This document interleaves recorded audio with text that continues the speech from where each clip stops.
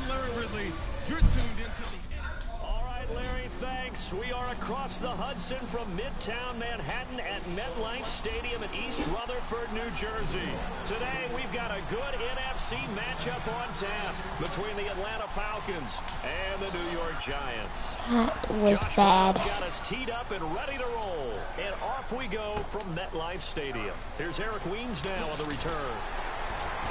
And he'll take it a yard or so past the 20, call it the 21-yard line.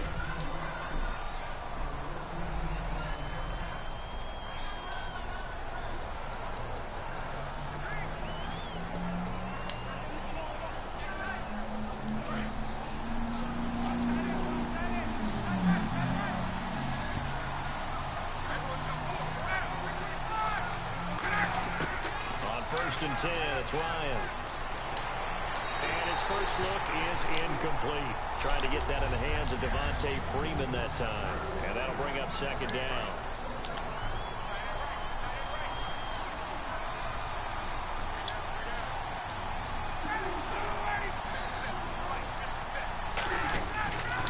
They'll run for the first time with Devontae Freeman.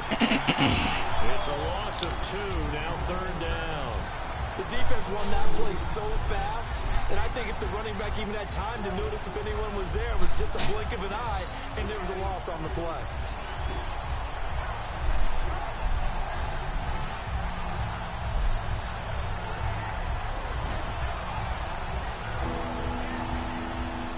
Three and out, a real danger here on their opening drive as they come up on a 3rd and 12.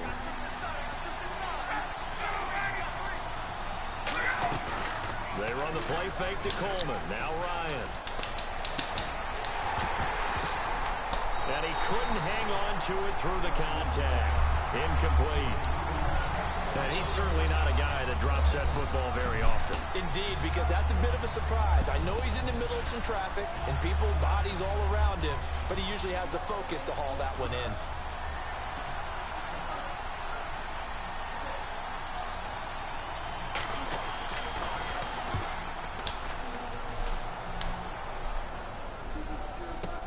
This is Harris. A very good return there. Give him an even 20 yards. And it'll be Giant football 1st and 10.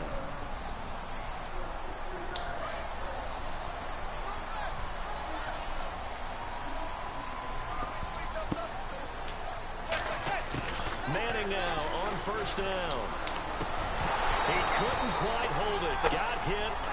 Ball pops out, incomplete.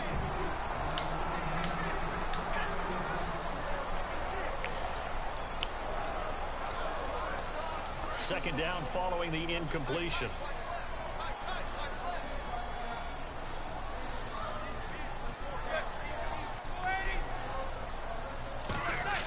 Manning will try again on 2nd down. And his throw here's incomplete. Larry Donnell, the one he was trying to get it to. 3rd down here.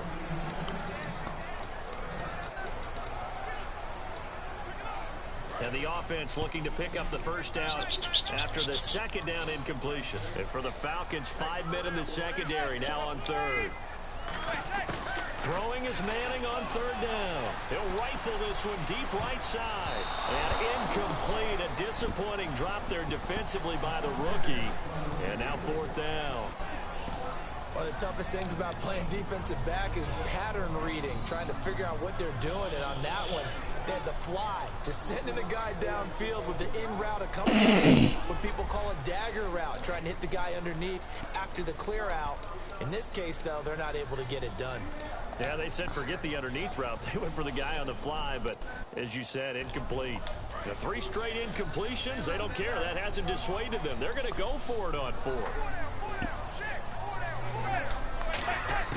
They do go for it. It's Manning. He finds Beckham, complete. That one good for 21 yards. And they're able to move the chains as they convert on 4th and long.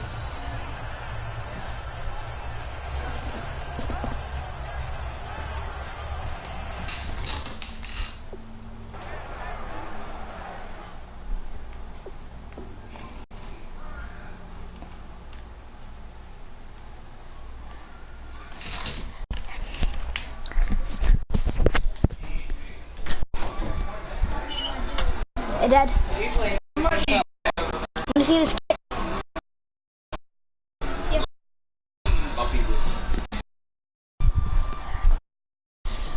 It's about Odo. See, they actually do catch it with one hand.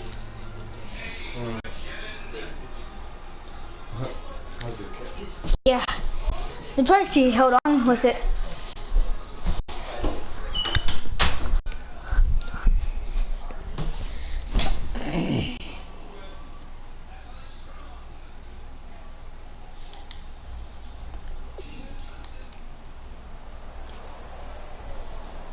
Fresh set of downs here. Looking to jam the receivers at the line here. Press coverage.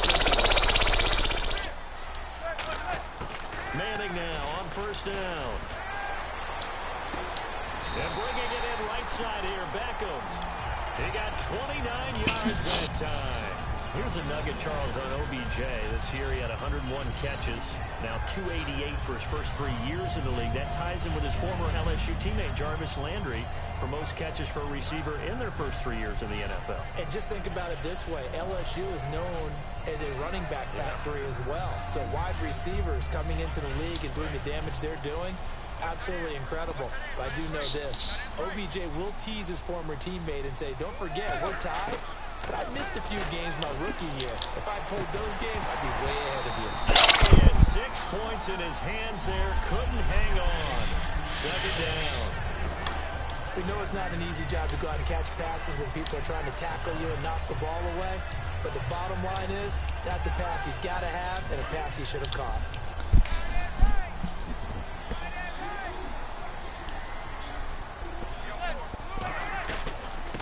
The former 7th-round pick, Rashad Jennings. And this play goes nowhere. Losing yardage back to the 15. And they'll lose a yard that time, and that's going to lead to a third down. Well, in that play, the expression, don't blink, you might miss something, certainly applied. That was fast. Defense diagnosed the play, and it was over in a heartbeat. So third down, and the Falcons going with a dime. 6 defensive backs. To throw, it's Manning. And incomplete. The contact made the ball roam free and brings up fourth down. On any passes in the middle of the field, anyone who's going after the football is going to be conscious that it's probably going to be contested and often physically. Sometimes that leads to drops.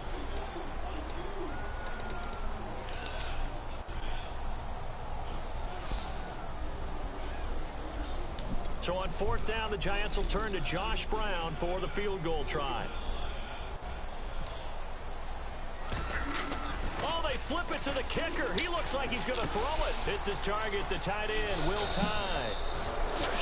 They're not going to get it. They try to move the chains with a surprise, but it's a turnover on downs. We can always talk about the new innovations in the game of football, the new twists, but down and distance always remains a constant.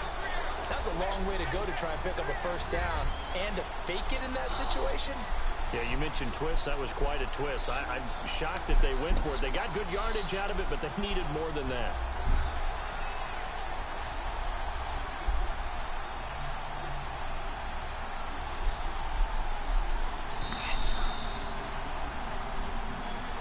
After review of the play, the rookie on the field stands. Well, he challenged the play. It did not pay off. And that means he lost a timeout in that challenge. And as a coach, you hate that. Don't know if you took the advice of the player, you threw it yourself, but it didn't go your way. At the end of the day, it all comes back to the head coach. He has the final determination on whether to actually... Devontae Freeman, they're not going to get him. He's at the 50. He's at the 30, the 20, and he makes it all the way down to the 13-yard line. A big run there by Freeman. 82 yards. And Freeman, not sure if he was a surprise exactly, but he sure took the NFL by storm. But when you talk with his team, they'll tell you they saw this coming. They knew he had the talent. They were just ready to turn him loose on a full-time basis, and he took full advantage of it. And now one of the most electrifying runners in the game today.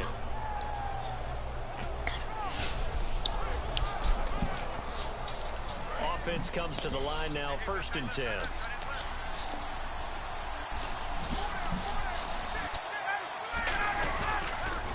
The former Indiana Hoosier here, Tevin Coleman. So a loss of 5, and it'll be second down. And the coach has decided to challenge this play. He has tossed down the red flag.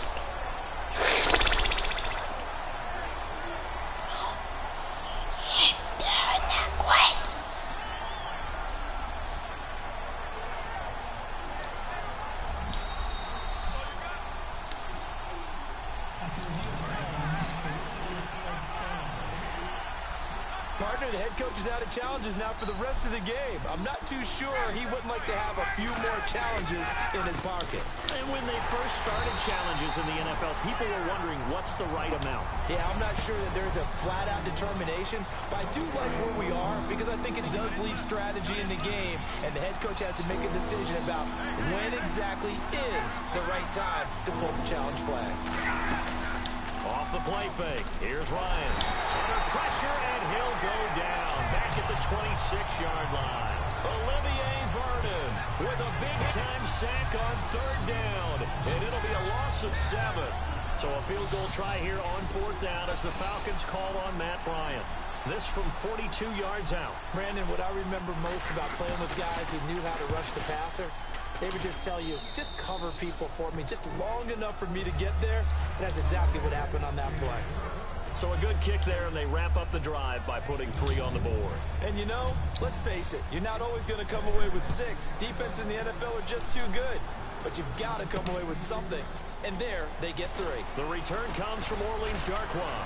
And he'll make it across the 20 as his guys will set up shop at the 23-yard line. Here's the Giant offense now making their way back out onto the field.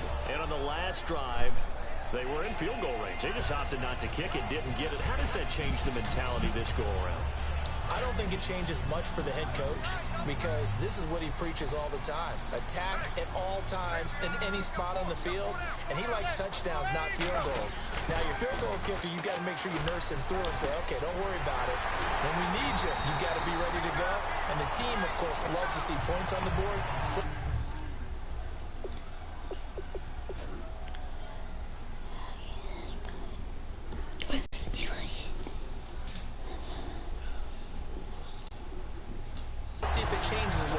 same spot again. We'll see what the decision is here if they get to that spot. And there's another completion to the tight end. And let's face it, it is hard to overthrow a 6'6" target. Quarterbacks like their speed guys. They like that huge 6'6" target that they've got in him. They really do, and it reminds me of what one great tight end told me once. And that's caught inside the 30. That one goes for 34 yards. And it's first down, New York. There will always be a place for methodically marching the ball downfield. But when you can pick it up in big chunks and strike like that, have explosive plays, that's often the difference in winning and losing. Those types of plays that can knock a defense off balance, that'll drive a team towards a victory.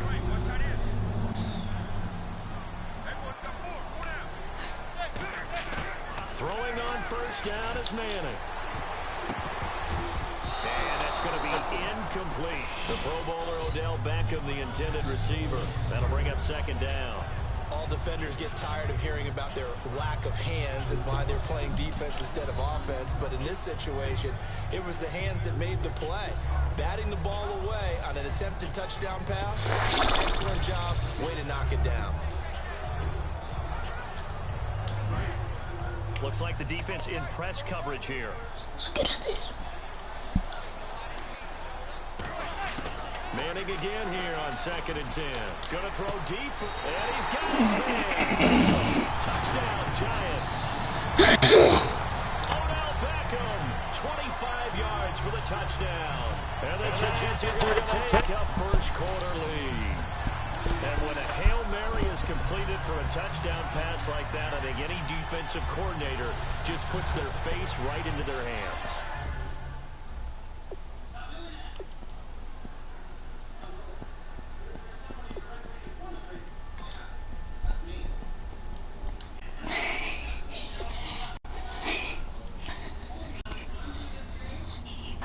There's any doubt about it, and I don't have stats in front of me. I don't have the empirical numbers that say that in recent years the Hail Mary pass has been completed more than it has been, but it feels that way, doesn't it? And I know the defenses are spending more. Oh, they flip it to the kicker. He looks like he's going to throw it. This will be caught at about the 6. And he is into the end zone to bump the lead up 2 more. And that's something you almost never see nowadays. When you fake it, you're at the 15-yard line on a PAT as opposed to just going for it from the 2. I'm sorry. I know they got it, and congratulations to them, but it's just not a good play. I mean, the risk-reward is really off the charts, not in your favor. Run your offense out there. Put it on the 2-yard line if you want to go for 2. But I'll be darned. They ended up getting that one, didn't they? Brown now to kick it away after the touchdown. This will be fielded at the 8. And a nice return sets him up pretty good here at the 30-yard line. Atlanta now coming out on the field. And last time able to get 3. It's not what they wanted. They wanted 6, but they got at least something. They must get something out of the drive. They'll take it. I like the way you've described it. Not ideal, but they'll take it. Anything to put some points on the board. But this time on offense, they don't even want to see the field goal kicker trot on the field. They want that ball in the end zone. Yeah, they'll be going for 6. Credit him with a 1-yard gain there to make it 2nd and 9. A 1-yard gain could look like a disaster, but it all depends on how the game is going. Is it a series of 1-yard gains running the ball? If that's the case, you might have to start thinking about throwing it a little bit more. But if it's just the occasional 1-yard run, hey, congratulations to the defense. They won that one. Come back and get them the next time. They'll lose a yard, and it brings up 3rd. Brandon, that play ended so fast, it's almost as if the quarterback handed it to the runner, and the tackler was there right away for a loss of yardage. Offense trying to avoid stalling out, facing a 3rd and 10.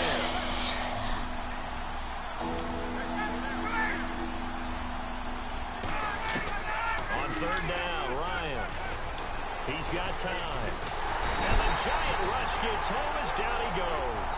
Jason Pierre-Paul with a big-time sack on 3rd down. And it'll be a loss of 7. Well, they went with the nickel. They throw in an extra defensive back. Coverage was very good. Yeah, it was exactly as you would expect. A passing down, you bring in the nickel package.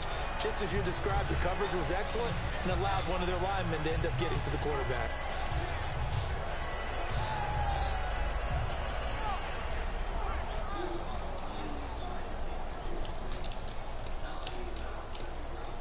Here's Matt Bosher now as the drive goes backwards, so he's on to punt it away.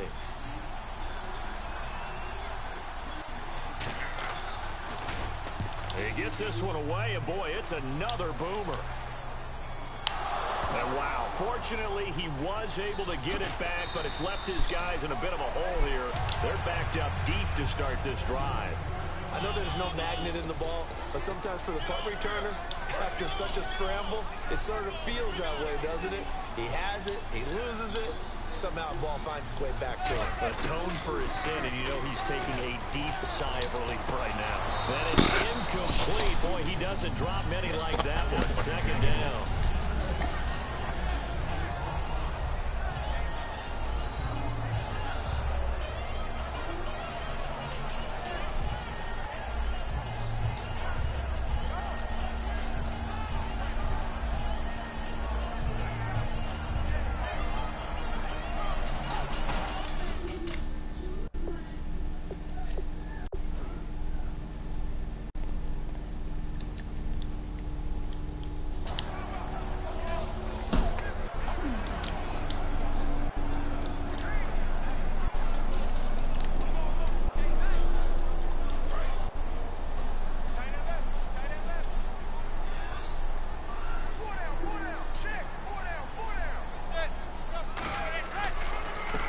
Jennings.